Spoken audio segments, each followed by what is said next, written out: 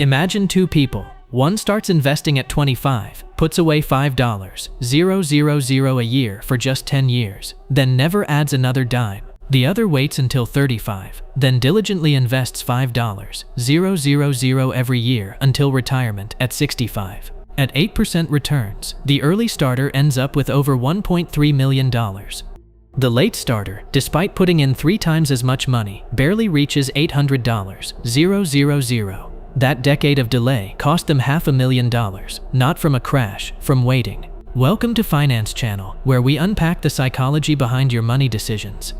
The studies, the patterns, the quiet traps. If you've ever wondered why you do what you do with money, you're in the right place. That $500,000 gap isn't about picking winners, it's not luck. Both investors got the same 7% return. Same contribution, year after year, no market timing, no extra risk. The only difference, one let their money compound for an extra decade, the other waited. The cost of that delay is pure, unforgiving math. Your brain was built to track linear progress, steady steps, consistent effort, predictable daily gains. But compounding doesn't move in a straight line. It sits almost invisible for years, like a snowball that looks harmless, then suddenly doubles, and doubles again, swallowing the hill. That delay between early effort and explosive payoff tricks you. Waiting feels safe because nothing seems to be happening, but it's costing you everything. When the market drops 10%, you feel it instantly. Your stomach tightens. You check your balance, maybe pull back spending, maybe even sell. That pain is undeniable, but skipping a whole year of investing, that triggers nothing, just a quiet, "I'll start tomorrow." And that silence is precisely what makes it so much more dangerous. When the market drops 20%, a $100,000 portfolio instantly sheds $20,000. You feel that. But delay your first investment by just 1 year, and the final cost to your retirement can quietly exceed $200,000, 10 times the loss, and your brain never sounds the alarm because the red isn't on the screen. Imagine a pond with a single lily pad that doubles every day. On day 29, the pond is half covered. The next day, it's completely full. Before day 20, you'd barely notice anything. That's how compound growth works. Decades of apparent emptiness, then a sudden explosion, all at once. Wait too long, and you miss the entire transformation. Meet Alex. She's 28 and just got a $5,000 bonus. She tells herself she'll invest it next year, right after she pads her emergency fund. It feels like the responsible move. The 1-year delay looks so small. In her mind, she pictures her future self just a little older, still young, still in complete control. You tell yourself just 1 more year, but a year later, the emergency fund still feels thin. So the money goes to a kitchen remodel, then a car, then a wedding. Suddenly you're 35, opening your first investment account, telling yourself you're still early.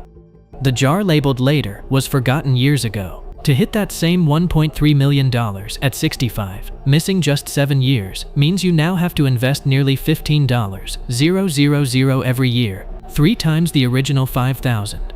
The pocket change of your 28-year-old self has swollen into a financial mountain you can barely climb.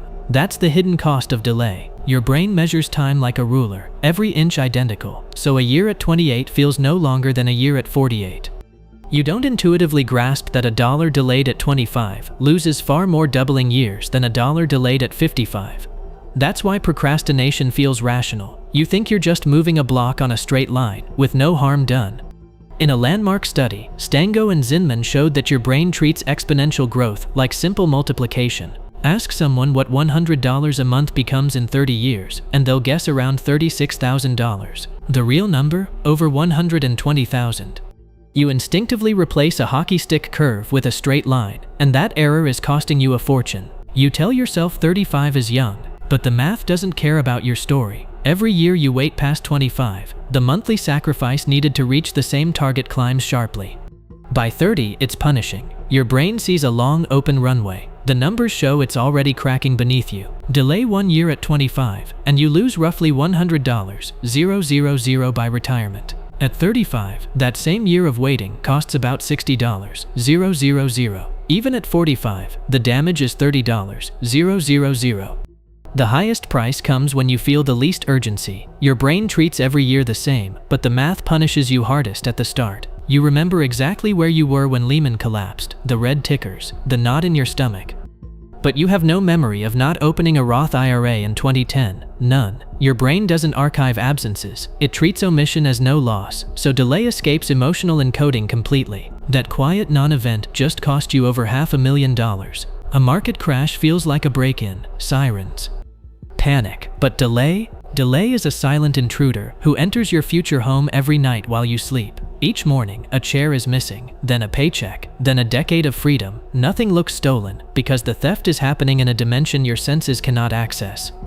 You can always try to catch up later, throw in more money. But here's the hard truth. Time itself is an asset you can never repurchase. Those early dollars had decades to double. Money thrown in at 40 doubles maybe once. You'll forever trail the you who planted a seed at 28. No amount of catch-up can close that gap. Your brain doesn't see time clearly. It will choose $5,000 today over a guaranteed $15,000 in 5 years, even when waiting triples your money. This is hyperbolic discounting, a neurological tug-of-war where your present self overpowers your future self every single time. Next year feels so distant that the smarter long-term choice simply loses. Here's a disturbing finding. Brain scans show thinking about your future self activates the same neural regions as thinking about a stranger. You're less protective of a stranger, so delaying investing feels like burdening someone you don't know.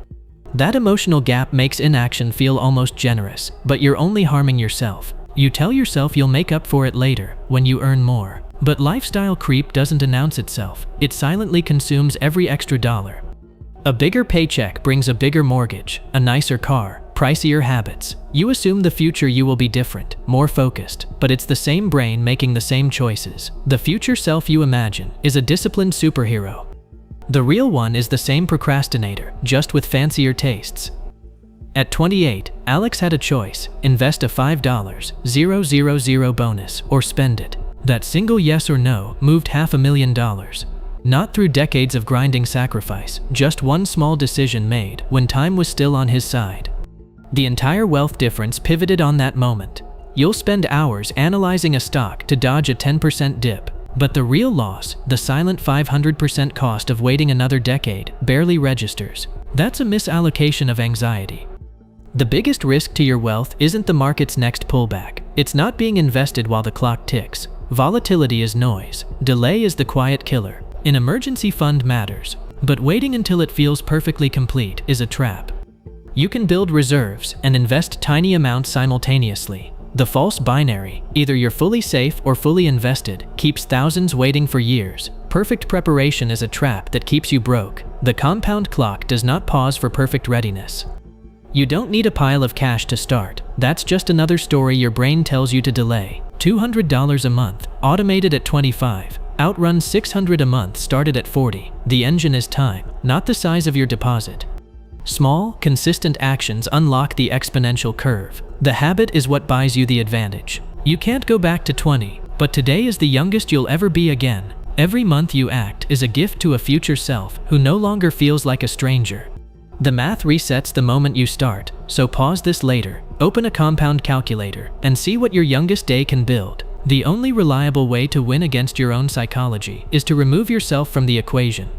Schedule automatic transfers to pull money from your checking account the instant your paycheck lands. You won't see it, so your present biased brain won't register a loss. You simply outsource discipline to a system that never gets tired.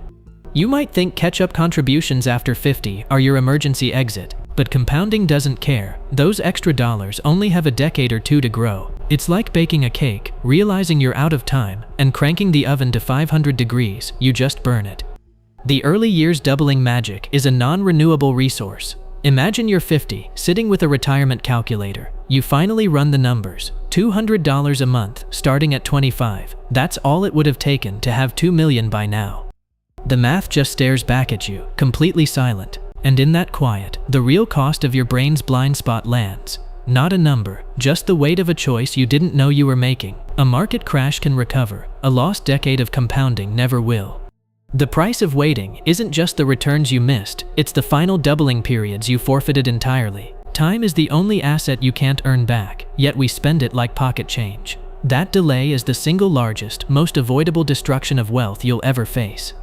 Think back to a moment you had the cash and said, "I'll start next year." Now multiply that amount by what it could have grown to had it been invested. That number might make you deeply uncomfortable, but awareness is the first step out of the trap.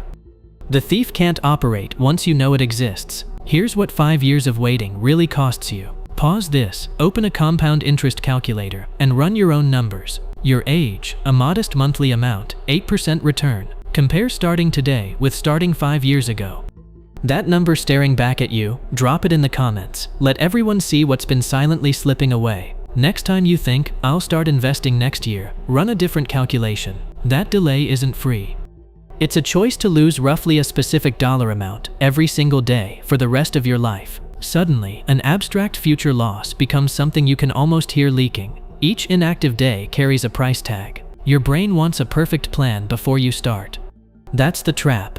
A $5 a day habit, roughly $25 a week, set to auto-invest today, breaks the inertia. You don't need the grand strategy, you just need to plant the seed. Give it time, and that tiny seed becomes a forest you never have to micromanage. That $3 latte every morning doesn't feel expensive, but invest that money instead over 40 years at 7%, and it compounds into roughly $230,000. You're not looking at a coffee habit, you're looking at a future house down payment. The real problem isn't the purchase. It's that your exponential blindness never showed you the 40-year price tag. You already understand the numbers. A 6-month delay feels harmless, but inside a compounding account, those 6 months silently wipe out tens of thousands of dollars.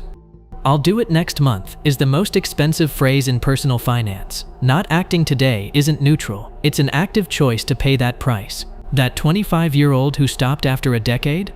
She still wins because she gave her money the one ingredient that cannot be replaced: time. You can be her, or you can be the one starting at 35 with triple the burden. The math is cold, but it's also hopeful. Today, your money will never be younger than it is right now. People worry about the wrong crash, the one that won't make headlines, but will quietly erase half your future. Isn't a market collapse, it's the slow, invisible disaster of years you let pass by. Your brain was never built to see it, but you can't unknow it now.